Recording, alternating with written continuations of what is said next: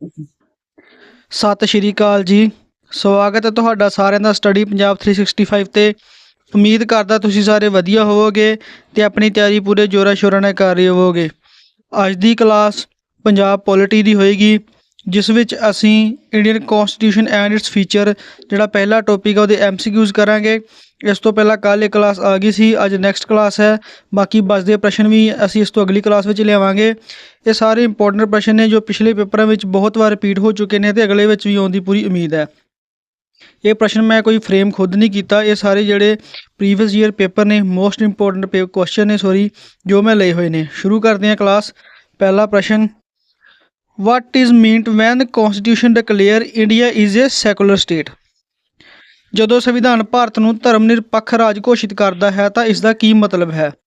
Option A, religious worship is not allowed. Option B, religion are patronized by state.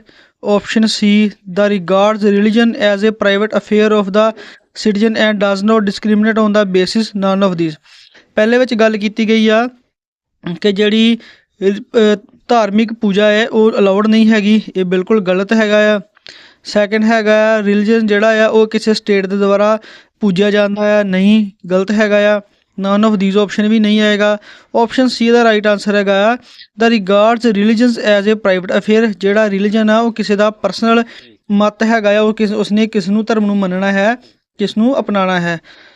And does not discriminate on the basis, ਅਤੇ ਧਰਮ ਦੇ ਆਧਾਰ 'ਤੇ ਕਿਸੇ ਨਾਲ ਵੀ ਭੇਦਭਾਵ ਜਿਹੜਾ ਨਹੀਂ ਕੀਤਾ ਜਾ ਸਕਦਾ। ਇਹ ਜਿਹੜਾ ਇਹਦਾ ਰਾਈਟ ਆਨਸਰ ਹੈਗਾ ਹੈ ਆਪਸ਼ਨ ਸੀ, ਕਿ ਧਰਮ ਦੇ ਆਧਾਰ 'ਤੇ ਅਸੀਂ ਨਾ ਹੀ ਕਿਸੇ ਨਾਲ ਕੋਈ ਭੇਦਭਾਵ ਕਰ ਸਕਦੇ ਹਾਂ ਅਤੇ ਹਰ ਇੱਕ ਇਨਸਾਨ ਦੀ ਆਪਣੀ ਮਰਜ਼ੀ ਹੈ, ਕੋਈ ਕਿਸ ਧਰਮ ਨੂੰ ਅਪਣਾਉਣਾ ਚਾਹੁੰਦਾ ਹੈ, ਇਸ ਵਿੱਚ ਸਰਕਾਰ ਦਾ ਕੋਈ ਲੈਣ ਦੇਣ ਨਹੀਂ ਹੈਗਾ। ਪ੍ਰਸ਼ਨ ਦੂਸਰਾ, January 26 selected as the date for the inauguration of the constitution because.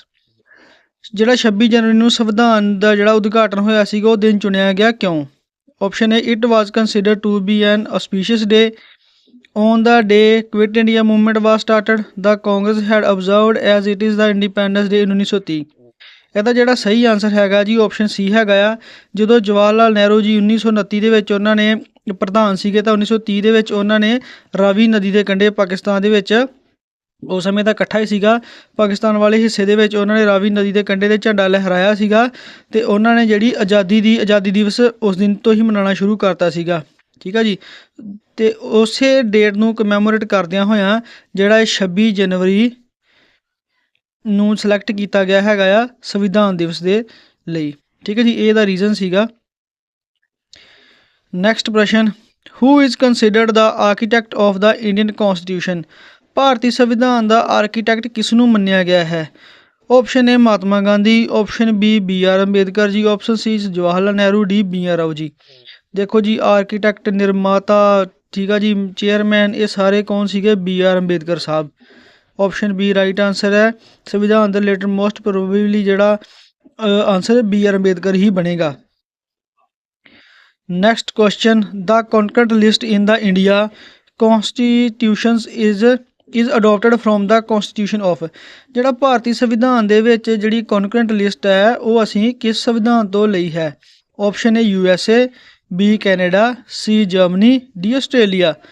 ਤਾਂ ਅਸੀਂ ਜਿਹੜੀ ਇਹ ਲਈ ਹੈਗੀ ਅਸੀਂ ਆਸਟ੍ਰੇਲੀਆ ਤੋਂ ਲਈ ਆ। ਕੌਨਕਰੈਂਟ ਲਿਸਟ ਦੇ ਵਿੱਚ ਕੀ ਆ ਜਾਂਦੀ ਹੈ? ਯੂਨੀਅਨ ਪਲੱਸ ਸਟੇਟ ਦੇ ਜਿਹੜੇ ਡਿਪਾਰਟਮੈਂਟ ਨੇ, ਇਕੱਠੇ ਡਿਪਾਰਟਮੈਂਟ ਹੋਣਗੇ ਕੌਨਕਰੈਂਟ ਲਿਸਟ ਦੇ ਵਿੱਚ। ਦੇਖੋ, ਤੁਹਾਨੂੰ ਬੇਸਿਕ ਜਾਣਕਾਰੀ ਦਿੰਦੇ ਆ। ਭਾਰਤੀ ਸੰਵਿਧਾਨ ਦੀ ਜਿਹੜੀ 7ਵੀਂ ਅਨੁਸੂਚੀ ਮਤਲਬ ਸ਼ੈਡਿਊਲ ਜਿਹੜਾ 7ਵਾਂ ਹੈਗਾ ਆ, ਉਹਦੇ ਵਿੱਚ ਵਰਣਨ ਹੈਗਾ ਇਹ ਲਿਸਟ ਦਾ। ਜਿਹੜਾ ਆਰਟੀਕਲ 246 ਹੈਗਾ ਆ, ਕੇਂਦਰ ਅਤੇ ਰਾਜਾਂ ਵਿਚਕਾਰ ਸ਼ਕਤੀਆਂ ਨੂੰ ਵੱਖ ਕਰਨ ਦੀ ਵਿਵਸਥਾ ਕਰਦਾ ਹੈ। ਯੂਨੀਅਨ ਅਤੇ ਰਾਜ ਵਿਚਕਾਰ ਸ਼ਕਤੀਆਂ ਦੀ ਵੰਡ ਜਿਹੜੀ ਹੇਠ ਲਿਖਿਆ ਹੈ। ਇਹ ਪ੍ਰਸ਼ਨ ਪੁੱਛਿਆ ਜਾ ਸਕਦਾ ਹੈ। ਇਹ ਐਟ ਪ੍ਰੈਜ਼ੈਂਟ ਦੀ ਗੱਲ ਹੋ ਰਹੀ ਆ। ਇਸ ਟਾਈਮ ਜਿਹੜੀ ਯੂਨੀਅਨ ਕੋਲ ਟੋਟਲ 100 ਜਿਹੜੇ ਉਹਨਾਂ ਕੋਲ ਹੈਗੇ ਨੇ ਵਿਸ਼ੇ, ਸਟੇਟਾਂ ਕੋਲ 61 ਨੇ, ਅਤੇ ਜਿਹੜੀ ਕੌਨਕਰੈਂਟ ਲਿਸਟ ਆ ਉਹ 52 ਹੈ। ਜਿਹੜੀ ਇਹ ਕੌਨਕਰੈਂਟ ਲਿਸਟ ਹੈ ਸਮਕਾਲੀ, ਇਹਦੇ ਵਿੱਚ ਜਿਹੜੀ ਸਟੇਟ ਅਤੇ ਯੂਨੀਅਨ ਦੇ ਰਲ ਕੇ ਜਿਹੜੇ ਕੰਮ ਕਰਦੇ ਨੇ, ਰਲ ਕੇ ਇੱਥੇ ਫੈਸਲੇ ਲੈਂਦੇ ਨੇ। ਹੁਣ ਅੱਗੇ ਮੈਂ ਲਿਸਟ ਵੀ ਲਾਈ ਹੋਈ, ਇਹ 'ਚ ਕੁਛ ਡਿਪਾਰਟਮੈਂਟ ਨੇ ਜਿਹੜੇ ਦਿੱਤੇ ਹੋਏ ਨੇ। ਦੇਖੋ, ਜਿਹੜਾ ਯੂਨੀਅਨ ਆ ਉਹਦੇ ਕੋਲ defence, atomic energy, foreign affair, foreign trade, war, peace, banking, post and telegraph, airways, ports and currency coinage. ਹੁਣ ਸਟੇਟ ਜਿਹੜੀ ਹੈਗੀ ਆ, ਜਿਹੜਾ ਐਗਰੀਕਲਚਰ ਹੈਗਾ ਆ, ਐਨੀਮਲ ਹਸਬੈਂਡਰੀ, ਇੱਕ ਸਟੇਟ ਦਾ ਮੁੱਦਾ ਆ, ਸਟੇਟ ਲਿਸਟ ਵਿੱਚ ਆਉਂਦਾ ਆ। Police, prison, local government, state police services, public health, trade and commerce, land and liquor. ਹੁਣ ਹੈਗੀ ਕੰਕਰਟ ਲਿਸਟ, ਜਿਹਦੇ ਵਿੱਚ ਸੈਂਟਰ ਤੇ ਸਟੇਟ ਮਿਲ ਕੇ ਜੋ ਫੈਸਲੇ ਲੈਂਦੇ, ਜਿਵੇਂ ਇਸ ਟਾਈਮ ਸੈਂਟਰ ਵਿੱਚ ਮੋਦੀ ਸਰਕਾਰ ਹੈ ਅਤੇ ਪੰਜਾਬ ਵਿੱਚ ਭਗਵੰਤ ਮਾਨ ਦੀ ਸਰਕਾਰ ਹੈ, ਅਤੇ ਇਹ ਰਲ ਕੇ ਇਹਨਾਂ ਮੁੱਦਿਆਂ 'ਤੇ ਜਿਹੜੀ ਉਹ ਫੈਸਲੇ ਲੈਣਗੇ, ਜਿਵੇਂ ਐਜੂਕੇਸ਼ਨ ਹੋ ਗਿਆ, forest, trade and union, adulteration, adoption and success, transfer of property, ਜਿਵੇਂ ਪ੍ਰੋਪਰਟੀ ਟਰਾਂਸਫਰ ਹੁੰਦੇ ਆ ਅਦਰ ਦੈਨ ਐਗਰੀਕਲਚਰ ਲੈਂਡ ਤੋਂ ਇਲਾਵਾ। ਠੀਕ ਆ ਜੀ, ਇਹ ਜਿਹੜੀਆਂ ਤੁਸੀਂ ਇੱਕ ਵਾਰੀ ਬੇਸਿਕ ਆਈਡੀਆ ਲੈ ਲਓ, ਕਿਉਂਕਿ ਕੱਲ੍ਹ ਨੂੰ ਪੁੱਛਿਆ ਜਾ ਸਕਦਾ ਹੈ ਕਿ ਜਿਹੜਾ ਇਹ ਟੌਪਿਕ ਹੈ ਕਿਸ ਦੇ ਅੰਡਰ ਹੈ, ਸਟੇਟ ਵਿੱਚ ਹੈ, ਕੰਟਰੀ ਲਿਸਟ ਵਿੱਚ ਹੈ, ਯੂਨੀਅਨ ਵਿੱਚ ਹੈ। ਠੀਕ ਹੈ ਜੀ, ਸੋ ਤੁਹਾਨੂੰ ਇਹਦੇ ਬਾਰੇ ਬੇਸਿਕ ਜਾਣਕਾਰੀ ਚਾਹੀਦੀ ਹੈ, ਤੁਸੀਂ ਇਹ ਦੇਖ ਸਕਦੇ ਹੋ। ਨੈਕਸਟ ਪ੍ਰਸ਼ਨ, ਵੈਨ ਵਾਜ਼ ਦਾ ਇੰਡੀਅਨ ਕੌਂਸਟੀਟਿਊਸ਼ਨ ਅਡੋਪਟਡ? ਭਾਰਤੀ ਸੰਵਿਧਾਨ ਜਿਹੜਾ ਹੈ ਇਹ ਕਦੋਂ ਅਡੋਪਟ ਕੀਤਾ ਗਿਆ ਸੀਗਾ? Option A 15 August 1947, option B 26 November 1949, option C 26 January 1950, D 2 October 1952। ਹੁਣ ਮੋਸਟ ਪ੍ਰੋਬੇਬਲੀ ਬੱਚੇ 26 ਜਨਵਰੀ 1900 ਜਿਹੜਾ 50 ਆਨਸਰ ਲਗਾਉਣਗੇ, ਪਰ ਇਹ ਜਿਹੜਾ ਆਨਸਰ ਰੋਂਗ ਹੈ। 26 ਜਨਵਰੀ 1949 ਜਿਹੜਾ ਬੀ ਆਪਸ਼ਨ ਇਹ ਸਹੀ ਆਨਸਰ ਹੈ, ਕਿਉਂਕਿ ਸੰਵਿਧਾਨ ਜਿਹੜਾ ਲਾਗੂ ਹੋਇਆ ਸੀਗਾ ਉਹ 26 ਜਨਵਰੀ 1950 ਨੂੰ ਹੋਇਆ ਸੀਗਾ, ਬਟ ਜਿਹੜਾ ਅਡੋਪਟ ਕੀਤਾ ਗਿਆ ਸੀਗਾ ਉਹ ਕੀਤਾ ਗਿਆ ਸੀ 26 ਜਨਵਰੀ 1949 ਨੂੰ, ਜਿਹਦੇ ਵਿੱਚ ਸੰਵਿਧਾਨ ਟੋਟਲ ਨਹੀਂ, ਕੁਝ ਹਿੱਸਾ ਜਿਹੜਾ ਅਪਲਾਈ ਕਰ ਦਿੱਤਾ ਗਿਆ ਸੀ, ਇਹਨੂੰ ਅਪਣਾ ਲਿਆ ਗਿਆ ਸੀ, ਇਸ ਲਈ ਇਹਨੂੰ ਅਡੋਪਟੇਸ਼ਨ ਦੀ ਡੇਟ ਜਿਹੜੀ 26 ਨਵੰਬਰ ਰੱਖੀ ਆ। ਇਸ ਨੂੰ ਅਸੀਂ ਸੰਵਿਧਾਨ ਦਿਵਸ ਦੇ ਦਿਨ ਨਾਲ ਵੀ ਮਨਾਉਂਦੇ ਹਾਂ, ਸੰਵਿਧਾਨ ਦਿਵਸ, ਸੰਵਿਧਾਨ ਦਿਵਸ। ਠੀਕ ਹੈ ਜੀ। ਨੈਕਸਟ ਪ੍ਰਸ਼ਨ, the mind and ideals of framers of constitution are reflected in? ਜਿਹੜੇ ਵੀ ਸੰਵਿਧਾਨ ਦੇ ਕਰਤਾ ਧਰਤਾ ਸੀਗੇ, ਉਹਨਾਂ ਨੂੰ ਬਣਾਉਣ ਵਾਲੇ ਸੀਗੇ, ਉਹਨਾਂ ਦਾ ਜਿਹੜਾ ਆਈਡੀਆ ਸੀਗਾ, ਉਹਨਾਂ ਦਾ ਜੋ ਇੱਕ ਆਦੇਸ਼ ਸੀਗਾ, ਉਹ ਕਿਸ ਵਿੱਚੋਂ ਉਹਨਾਂ ਨੂੰ ਦਿਖਦਾ ਸੀਗਾ? ਅਸੀਂ ਕਿਸ ਵਿੱਚੋਂ ਦੇਖ ਸਕਦੇ ਹਾਂ ਕਿ ਉਹ ਕਿਸ ਤਰ੍ਹਾਂ ਦਾ ਸੰਵਿਧਾਨ ਬਣਾਉਣਾ ਚਾਹੁੰਦੇ ਸੀਗੇ? ਫੰਡਾਮੈਂਟਲ ਡਿਊਟੀ ਤੋਂ, ਫੰਡਾਮੈਂਟਲ ਰਾਈਟਸ ਤੋਂ, ਨੋ, DPSP ਤੋਂ, ਨੋ, ਉਹ ਪ੍ਰੀਐਂਬਲ 'ਚੋਂ। ਹੁਣ ਦੇਖੋ ਇੱਕ ਪ੍ਰੀਐਂਬਲ ਆ, ਪ੍ਰੀਐਂਬਲ ਨੂੰ ਤੁਸੀਂ ਦੇਖ ਕੇ ਪੂਰਾ ਸੰਵਿਧਾਨ ਸਮਝ ਸਕਦੇ ਹੋ ਕਿ ਸੰਵਿਧਾਨ ਸਾਡਾ ਕਿਸ ਤਰ੍ਹਾਂ ਦਾ ਹੈ, ਤੁਹਾਨੂੰ ਆਈਡੀਆ ਹੋ ਜਾਏਗਾ ਟੋਟਲ।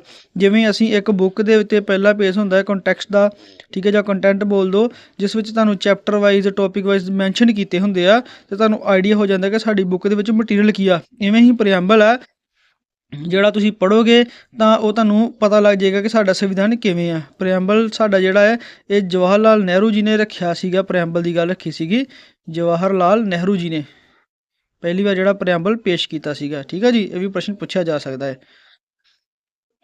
ਇੱਕ ਹੋਰ ਰਿਕਵੈਸਟ ਆ, ਜੇ ਤੁਹਾਨੂੰ ਕਲਾਸ ਵਧੀਆ ਲੱਗਦੀ ਹੈ ਤੁਸੀਂ ਕਲਾਸ ਨੂੰ ਲਾਈਕ ਸ਼ੇਅਰ ਜ਼ਰੂਰ ਕਰ ਦਿਓ, ਜੇ ਨਹੀਂ ਲੱਗਦੀ ਤਾਂ ਤੁਸੀਂ ਡਿਸਲਾਈਕ ਦਾ ਬਟਨ ਦੱਬ ਸਕਦੇ ਹੋ।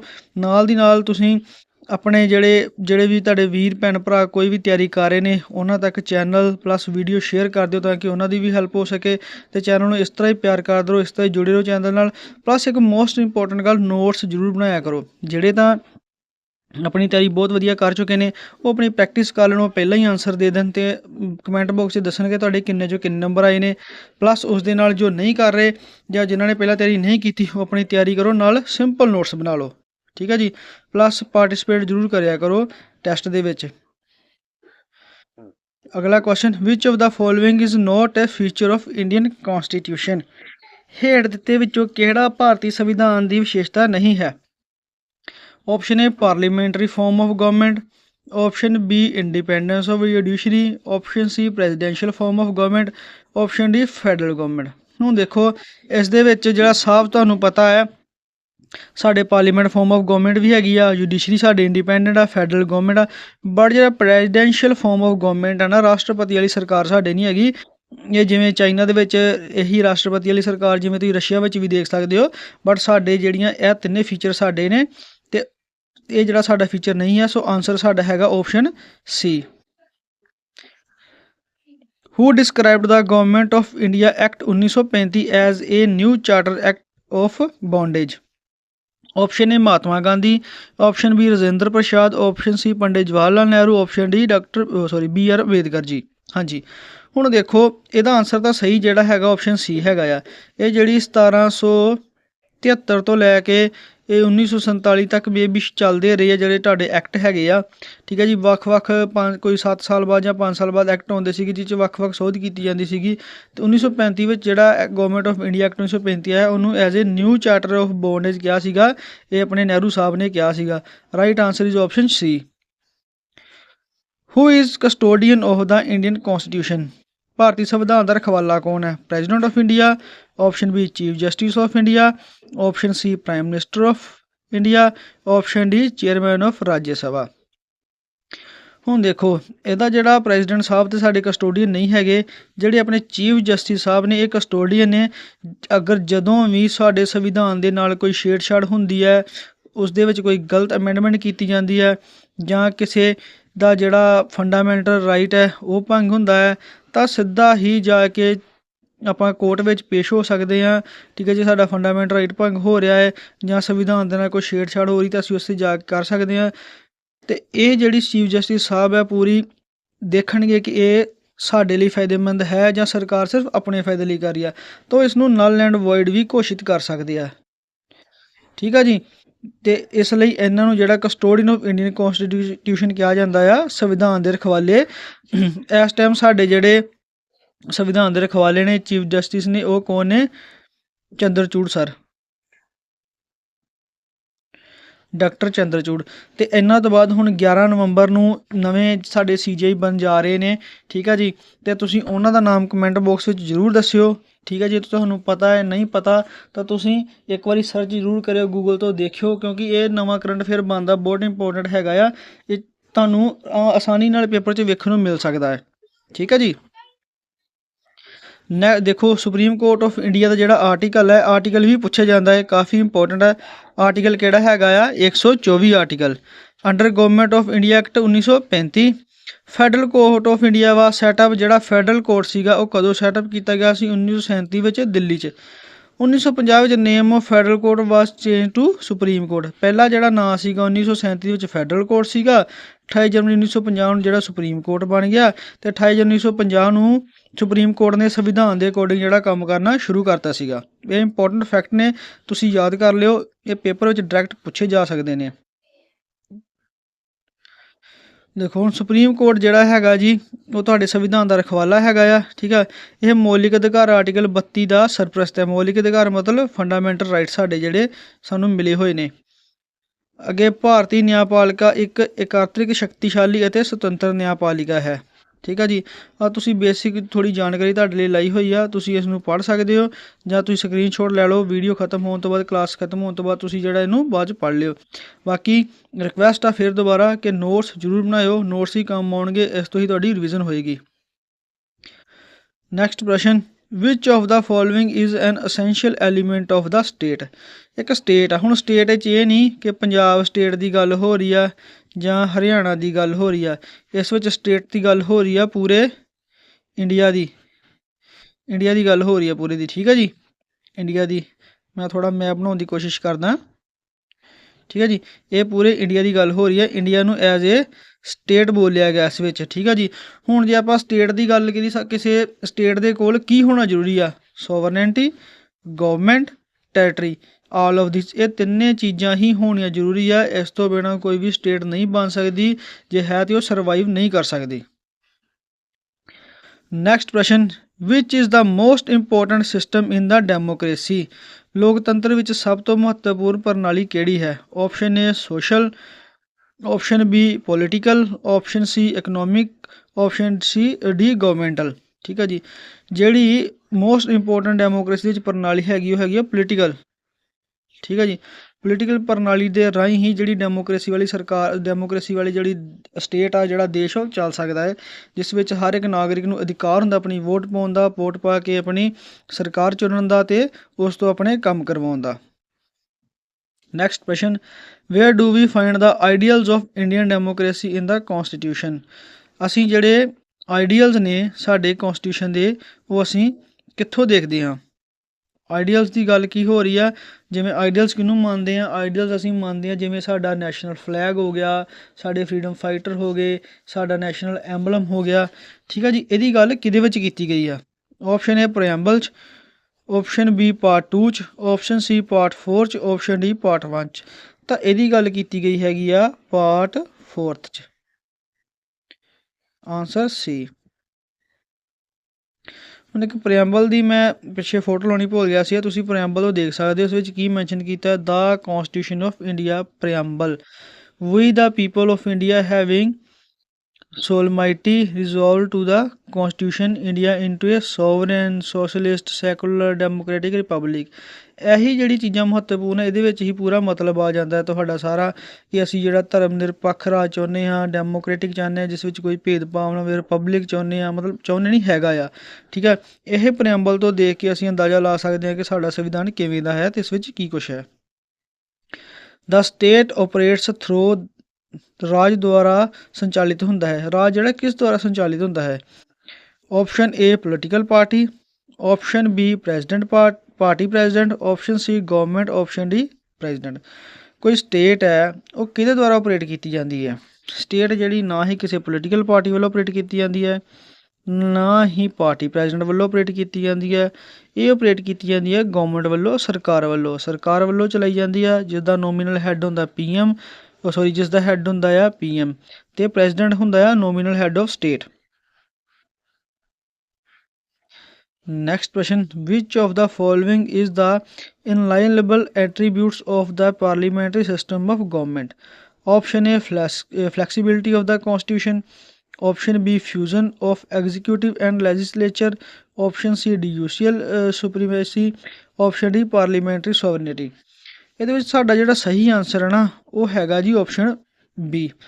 ਜਿਹੜੀ ਇਹ 'ਚ ਗੱਲ ਕੀਤੀ ਗਈ ਹੈ ਕਿ ਸਰਕਾਰ ਦੀ ਸੰਸਦੀ ਪ੍ਰਣਾਲੀ ਦਾ ਅਟੁੱਟ ਜਿਹੜਾ ਗੁੱਟ ਕਿਹੜਾ ਹੈ। ਦੇਖੋ, ਇੱਕ ਤਾਂ ਹੈਗਾ ਜੀ ਫਿਊਜ਼ਨ ਆਫ ਐਗਜ਼ੀਕਿਊਟਿਵ, ਜਿਹੜੇ ਸਾਡੇ ਆਫਿਸਰ ਨੇ, ਜਿਹੜੇ ਸਾਡੇ ਐਗਜ਼ੀਕਿਊਟਿਵ ਨੇ, ਅਤੇ ਲੈਜਿਸਲੇਚਰ ਆ ਜਿਹੜੇ ਰਲ ਕੇ ਕੰਮ ਕਰਦੇ ਨੇ, ਇਹ ਇਹਦਾ ਜਿਹੜਾ ਉਹ ਅਟੁੱਟ ਗੁਣ ਹੈਗਾ ਆ। Option B is the right answer. Grass root democracy is related to, ਜਿਹੜੀ ਜ਼ਮੀਨੀ ਲੋਕਤੰਤਰ ਦਾ ਸੰਬੰਧ ਕਿਸ ਨਾਲ ਹੈ। Option A devolution of powers, option C decentralisation of powers, option C Panchayati Raj system, option D all above. ਤਾਂ ਇਹਦੇ ਵਿੱਚ ਆਏਗਾ ਆਲ ਆਫ ਅਬਵ। ਪੰਚਾਇਤੀ ਰਾਜ ਸਿਸਟਮ ਵੀ ਚਾਹੀਦਾ ਜੀ, ਡੀਸੈਂਟਰਲਾਈਜੇਸ਼ਨ ਆਫ ਪਾਵਰ ਵੀ ਚਾਹੀਦੀ ਆ, ਅਤੇ ਡੈਵੋਲੂਸ਼ਨ ਆਫ ਪਾਵਰ, ਸਭ ਨੂੰ ਜਿਹੜੀਆਂ ਪਾਵਰਸ ਬਰਾਬਰ ਦੀਆਂ ਵੰਡੀਆਂ ਜਾਣ। ਜਿਹੜੀ ਡੀਸੈਂਟਰਲਾਈਜੇਸ਼ਨ ਆਫ ਪਾਵਰ ਇੱਕ ਦੇ ਹੱਥ ਨਾ ਹੋਵੇ, ਅਤੇ ਪੰਚਾਇਤੀ ਰਾਜ ਸਿਸਟਮ। ਇਹਦਾ ਆਨਸਰ ਹੈਗਾ ਆਪਸ਼ਨ ਡੀ। ਨੈਕਸਟ ਪ੍ਰਸ਼ਨ, ਡੈਮੋਕ੍ਰੈਟਿਕ ਸੋਸ਼ਲਿਜ਼ਮ ਏਮਸ ਐਟ, ਲੋਕਤੰਤਰੀ ਸਮਾਜਵਾਦ ਦਾ ਉਦੇਸ਼ ਹੈ। Option A bringing about socialism through peaceful means, bringing about socialism through violent and peaceful means, bringing about socialism through violent means. ਦੇਖੋ ਹੁਣ ਇਹ ਤਾਂ ਗੱਲ ਗਲਤ ਹੋ ਗਈ ਨਾ, ਵਾਇਲੈਂਟ ਤਾਂ ਅਸੀਂ ਹੋਣਾ ਹੀ ਨਹੀਂ, ਇਹ ਆਪਸ਼ਨ ਤਾਂ ਗਲਤ ਹੋ ਗਿਆ। ਠੀਕ ਆ, ਇੱਕ ਲਾਸਟ ਆਪਸ਼ਨ ਪੜ੍ਹ ਲੈਣੇ ਆ, bringing about socialism through democratic means. ਹਾਂਜੀ, ਹੁਣ ਪੀਸਫੁਲ ਮੀਨਸ ਤੇ ਚਾਹੀਦੇ, ਬਟ ਅਸੀਂ ਪੀਸਫੁਲ ਨੂੰ ਇੱਕ ਛੋਟਾ ਜਿਹਾ ਪੁਆਇੰਟ ਹੋ ਸਕਦਾ ਹੈ, ਬਟ ਜਿਹੜਾ ਮੇਨ ਆਨਸਰ ਹੈਗਾ ਜੀ ਉਹ ਹੈਗਾ ਸਾਡਾ ਡੈਮੋਕ੍ਰੈਟਿਕ ਮੀਨਸ। ਡੈਮੋਕ੍ਰੇਟ ਦੇ ਵਿੱਚ ਸਾਰਾ ਕੁਝ ਆ ਜਾਂਦਾ। ਠੀਕ ਹੈ ਜੀ, ਆਨਸਰ ਡੀ ਸਾਡਾ ਜਿਹੜਾ ਉਹ ਰਾਈਟ ਹੈਗਾ ਹੈ ਜੀ। Which one of the following judgment started the secularism and federalism are the basic feature of Indian constitution. ਜਿਹੜੀ ਇਹ ਗੱਲ ਕਹੀ ਗਈ ਆ, ਸੈਕੂਲਰਿਜ਼ਮ ਐਂਡ ਫੈਡਰਲਿਜ਼ਮ ਜਿਹੜਾ ਆਰ ਦਾ ਬੇਸਿਕ ਫੀਚਰ ਆ ਸਾਡੇ ਸੰਵਿਧਾਨ ਦੇ, ਉਹ ਕਿਸ ਕੇਸ ਵਿੱਚ ਗੱਲ ਹੋਈ ਆ। ਉਹ ਹੋਈ ਆ ਜੀ SR ਬੋਮਈ ਕੇਸ ਦੇ ਵਿੱਚ, ਜੋ ਕਿ ਸੀਗੇ ਕਰਨਾਟਕਾ ਦੇ CM ਸੀਗੇ। ਅਤੇ ਇਸ ਕੇਸ ਦੇ ਵਿੱਚ ਸੁਣਵਾਈ 'ਚ ਬੋਲਿਆ ਗਿਆ ਸੀਗਾ ਜਿਹੜਾ ਸੈਕੂਲਰਿਜ਼ਮ ਅਤੇ ਫੈਡਰਲਿਜ਼ਮ ਆ ਉਹ ਬੇਸਿਕ ਫੀਚਰ ਹੈਗਾ ਸਾਡੇ ਸੰਵਿਧਾਨ ਦਾ। ਵਾਟ ਇਜ਼ ਪਾਪੂਲਰ ਸੋਵਰਨਿਟੀ, ਪ੍ਰਸਿੱਧ ਪ੍ਰਭੂਸੱਤਾ ਕੀ ਹੈ। Option A sovereignty of people representative, ਠੀਕ ਆ ਜੀ, ਜਿਹੜੇ ਲੋਕਾਂ ਨੂੰ ਰਿਪਰੈਜ਼ੈਂਟ ਕਰਦੇ ਨੇ ਉਹਨਾਂ ਦੀ sovereignty. Sovereignty of legal head, ਠੀਕ ਹੈ ਜੀ। ਸੋਵਰਨਿਟੀ ਆਫ ਸਟੇਟ ਹੈੱਡ ਨਹੀਂ, ਸੋਵਰਨਿਟੀ ਆਫ ਪੀਪਲ, ਲੋਕਾਂ ਦੀ ਪ੍ਰਭੂ ਸੱਤਾ ਹੀ ਜਿਹੜੀ ਸਭ ਤੋਂ ਪ੍ਰਸਿੱਧ ਜਿਹੜੀ ਪ੍ਰਭੂ ਸੱਤਾ ਹੈ। ਆਪਸ਼ਨ ਡੀ ਜਿਹੜਾ ਆ ਇਹ ਬਿਲਕੁਲ ਤੁਹਾਡਾ ਰਾਈਟ ਆਨਸਰ ਹੈਗਾ ਆ। ਤੁਸੀਂ ਕਲਾਸ ਜੇ ਤੁਹਾਨੂੰ ਕੋਈ ਡਾਊਟ ਹੈਗਾ ਤੁਸੀਂ ਕਮੈਂਟ ਕਰ ਦਿਓ, ਤੁਹਾਡੇ ਕਮੈਂਟ ਦਾ ਰਿਪਲਾਈ ਮਿਲ ਜਾਏਗਾ, ਤੁਹਾਡਾ ਜੇ ਕੋਈ ਸੋਲਿਊਸ਼ਨ ਤੁਹਾਨੂੰ ਮਿਲ ਜਾਏਗਾ, ਕਿਸੇ ਵੀ ਪ੍ਰੋਬਲਮ ਤੁਹਾਨੂੰ ਹੈਗੀ ਆ ਇਸ ਦੇ ਰਿਲੇਟਡ। ਠੀਕ ਹੈ ਜੀ, ਬਾਕੀ ਜੇ ਤੁਸੀਂ ਕੁਝ ਪੁੱਛਣਾ ਚਾਹੁੰਦੇ ਹੋ ਤੁਸੀਂ ਮੈਨੂੰ ਕਮੈਂਟ ਕਰ ਦਿਓ, ਤਾਂ ਮੈਂ ਪੂਰੀ ਹੈਲਪ ਕਰਨ ਦੀ ਕੋਸ਼ਿਸ਼ ਕਰਾਂਗਾ। The idea of parliamentary form of government is adopted from, ਜਿਹੜਾ ਪਾਰਲੀਮੈਂਟਰੀ ਫਾਰਮ ਆਫ ਗਵਰਨਮੈਂਟ ਵਾਲਾ ਸੰਸਦੀ ਜਿਹੜੀ ਸਰਕਾਰ ਹੈਗੀ ਆ ਉਸ ਦਾ ਅਸੀਂ ਜਿਹੜਾ ਆਈਡੀਆ ਕਿੱਥੋਂ ਲਿਆ ਹੈ। US ਤੋਂ, ਯੂਕੇ ਤੋਂ ਆਇਰਲੈਂਡ ਜਾਂ USSR? ਅਸੀਂ ਲਿਆ ਜੀ ਯੂਕੇ, ਜਿਹਨੂੰ ਅਸੀਂ ਬ੍ਰਿਟੇਨ ਵੀ ਲਿਖ ਦਿੰਦੇ ਆ, ਤਾਂ ਇਹਨੂੰ ਵੀ ਸਹੀ ਮੰਨਿਆ ਜਾਏ, ਗਲਤ ਨਹੀਂ ਹੋਣਾ। ਜੇ ਬ੍ਰਿਟੇਨ ਆ ਜੇ ਯੂਕੇ ਜਗ੍ਹਾ ਤੋਂ ਵੀ ਆਨਸਰ ਸਹੀ ਹੋਏਗਾ। ਆਨਸਰ ਜਿਹੜਾ ਹੋਏਗਾ ਸਾਡਾ ਕੀ ਬੀ। ਠੀਕ ਹੈ ਜੀ। ਹੁਣ ਇਹਦੇ ਵਿੱਚ ਅਸੀਂ ਲਿਖਿਆ ਹੋਇਆ ਕਿ ਬ੍ਰਿਟੇਨ ਤੋਂ ਅਸੀਂ ਕੀ ਲਿਆ ਹੋਇਆ। ਸਭ ਤੋਂ ਪਹਿਲਾਂ ਸਿੰਗਲ ਸਿਟੀਜ਼ਨ ਬ੍ਰਿਟੇਨ ਤੋਂ ਲਈ ਆ। ਲੋ ਮੇਕਿੰਗ ਪ੍ਰੋਸੀਜਰ, ਕਿਸੇ ਵੀ ਕਾਨੂੰਨ ਬਣਾਉਣ ਦੀ ਪ੍ਰਕਿਰਿਆ ਜਿਹੜੀ ਅਸੀਂ ਬ੍ਰਿਟੇਨ ਤੋਂ ਲਈ ਹੋਈ ਆ। ਠੀਕ ਹੈ ਜੀ। ਕਾਨੂੰਨ ਦਾ ਰਾਜ ਲਿਆ ਹੋਇਆ ਆ। ਬਾਈ ਕੈਮਰਲ ਦੋ ਸੰਸਦੀ ਜਿਹੜੀ ਸਾਡੀ ਸਿਸਟਮ ਲਿਆ ਹੋਇਆ ਆ। ਜਿਹੜੇ ਸਾਡੇ ਕੈਗ ਨੇ, ਠੀਕ ਹੈ ਜੀ, ਕੰਟਰੋਲਰ ਐਂਡ ਆਡੀਟਰ ਜਨਰਲ, ਉਹਨਾਂ ਦਾ ਵੀ ਅਸੀਂ ਜਿਹੜਾ ਕੰਸੈਪਟ ਬ੍ਰਿਟੇਨ ਤੋਂ ਲਿਆ। Office of speaker, parliamentary government, parliamentary privilege, cabinet system ਤੇ ਮੋਸਟ ਇੰਪੋਰਟੈਂਟ ਰਿਟ, ਇਹ ਸਾਰੇ ਜਿਹੜੇ ਕਾਫੀ ਇੰਪੋਰਟੈਂਟ ਨੇ। ਠੀਕ ਹੈ ਜੀ। ਕਿਉਂਕਿ ਕੋਈ ਵੀ 4 ਪੁਆਇੰਟ ਦੇ ਕੇ ਤੁਹਾਨੂੰ ਪੁੱਛ ਲਿਆ ਜਾ ਸਕਦਾ ਆ ਕਿ ਅਸੀਂ ਕੁਐਸਚਨ ਅੱਜ ਕਦੀ ਬ੍ਰਿਟੇਨ ਤੋਂ ਅਸੀਂ ਕੀ ਲਿਆ, ਥੱਲੇ 4 ਪੁਆਇੰਟ ਹੋਣਗੇ। ਜੇਕਰ ਤੁਸੀਂ ਸਾਰੇ ਪੁਆਇੰਟ ਕੀਤੇ ਹੋਣਗੇ ਤਾਂ ਆਸਾਨੀ ਨਾਲ ਜਿਹੜਾ ਤੁਸੀਂ ਆਨਸਰ ਚੁਣ ਸਕਦੇ ਹੋ।